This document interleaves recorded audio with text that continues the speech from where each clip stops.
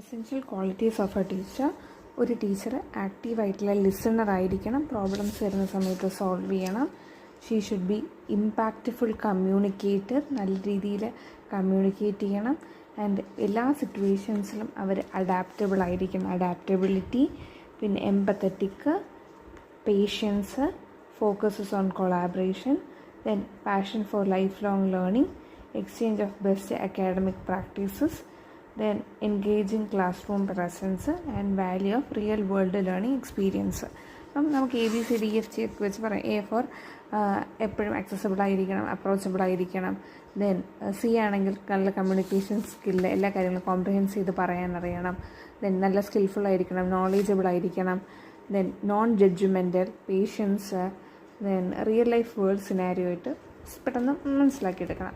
ഇനി അടുത്ത ക്വസ്റ്റ്യൻ, അടുത്ത ടോപ്പിക്ക് ടീച്ചിങ് സ്റ്റൈലാണ്. ടീച്ചിങ് സ്റ്റൈല് 4 രീതിയിലുണ്ട്. ഒന്ന് ഫോർമൽ അല്ലെങ്കിൽ അതോറിറ്റേറ്റീവ്, പിന്നെ രണ്ടാമത്തത് ഡെമോൺസ്ട്രേറ്റർ, മൂന്നാമത്തത് ഫെസിലിറ്റേറ്റർ, നാലാമത്തത് ഡെലിഗേറ്റർ. സോ എന്താണ് ടീച്ചിങ് സ്റ്റൈല്?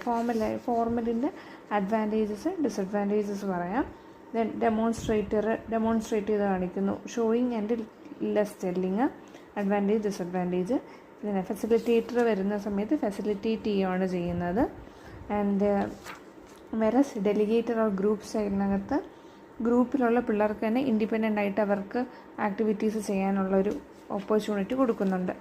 ഇനി ടൈപ്പ് ഓഫ് ലേണേഴ്സ്, അതിനകത്ത് kinesthetic learner, audio learner, visual learner, then music learners, mathematical learner, linguistic, then rhythmic, intrapersonal learners, natural learners വരും. ഇനി അടുത്തത് ഡിറ്റർമിനൻസ് ഓഫ് ലേണിംഗ്. ലേണിങ്ങിൻ്റെ ഡിറ്റർമിനൻസ് ആയിട്ട് പറയുന്നതാണ് learning need, readiness to learn and learning style. Determinants of learning, okay, നമ്മൾ നേരത്തെ പറഞ്ഞ teaching സ്റ്റൈലാണ്.